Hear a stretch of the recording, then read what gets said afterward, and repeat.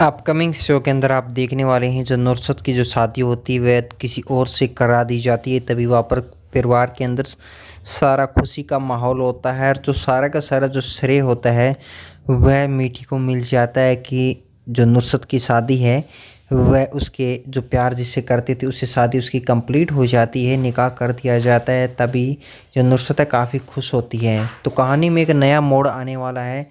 Video के अंत तक आप बने रहिएगा। तभी वहाँ पर जैसे नुसरत की शादी होती है सभी को थैंक्स बोलते हैं और शादी की मुबारकबाद देते हैं। इतनी देर के अंदर जो आकाश जो होता है वह घर छोड़कर चला जाता है और उसने फैसला ले लिया होता है कि जब तक मीठी नहीं है उस घर में तब तक वह वापस कभी भी नहीं लौटने वाला नहीं है।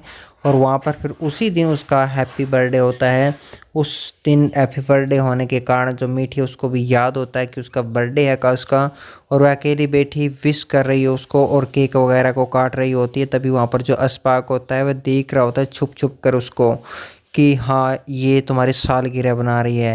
लेकिन उधर उसकी सालगिरह होती है अशफाक की, इधर आकाश का जो है हैप्पी बर्थडे होता है। जैसे ही वह उसके पास जाता है और कहने लग जाता है कि आपको कैसे पता कि मेरा आज सालगिरह है, और फिर वह जो केक होता है उसे नहीं खिलाती है और वह खुद बता देती है, कहती है कि ये बात नहीं है। दूसरी तरफ हैप्पी बर्थडे विश करने के लिए तपस्या और जो सारे लोग होते हैं, राठौर होता है और मुक्ता है, वह पहुंच जाते हैं आकाश के घर पर। जहां पर वह आकाश के घर पहुंचते हैं इतनी देर के अंदर वहां पर उसके रूम के अंदर आकाश नहीं होता है, सुक्रांत होता है। सुक्रांत कहता है कि अभी तक तो थोड़ी देर पहले यहीं था, लेकिन वह अपना एक पत्थर लिखकर वहाँ पर छोड़ जाता है। उस पत्थर में ये लिखा होता है जब तक मीठी नहीं आएगी तब तक मैं इस घर में कभी नहीं आऊँगा। तुमने रिश्ते ख़त्म करने की पूरी कोशिश करी है माई ने, इसलिए मैं ये घर छोड़कर हमेशा के लिए जा रहा हूँ। यह बात सुनते ही माई जो एकादशी होती है वह रोने लग जाती है। वहीं पर मुक्ता होती है, उसे ऐसे देखती है जैसे पूछो मत। और फिर तपस्या कहने लग जाती है तुमने अपना बेटा खो दिया, पहले बहू खोई अब बेटा भी खो दिया है। उसके बाद में जो अशफाक के घर में चर्चा हो रही होती है कि वहाँ पर गिफ्ट वगैरह लेकर आ रहे होते हैं। फिर कहते हैं कि अशफाक तुम शादी कर लो, अब तो शादी के लायक हो चुके हो। तभी वो कहता है कि घर में ही तो है, तुम नज़र घुमाते नहीं हो। इतनी देर में मीठी उसे दिखाई दे देती है और मीठी की तरफ इशारा कर रहे होते हैं कि क्यों ना शादी जो है मीठी से अशफाक की हो जाए।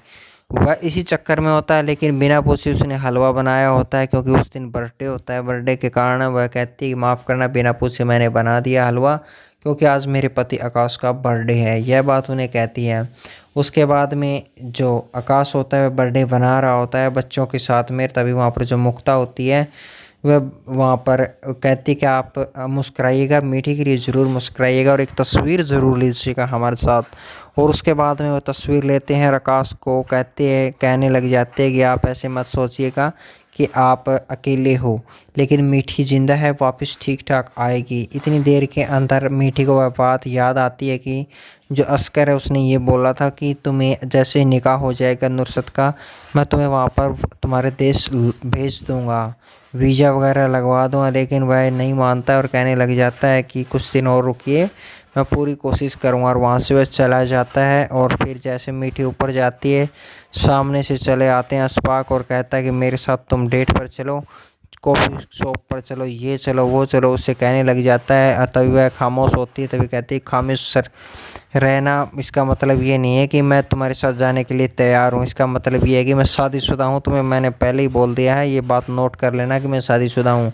दोबारा ऐसी गलती करने की कोशिश मत करना। और मीठी अकेली हो जाती है और रोने लग जाती है। मीठी ऐसे रोती है जैसे कि वह आकाश के पूरे बर्थडे पर अपना टाइप भी कर रही होती है, पत्थर भी लिख रही होती है। अगले एपिसोड में देख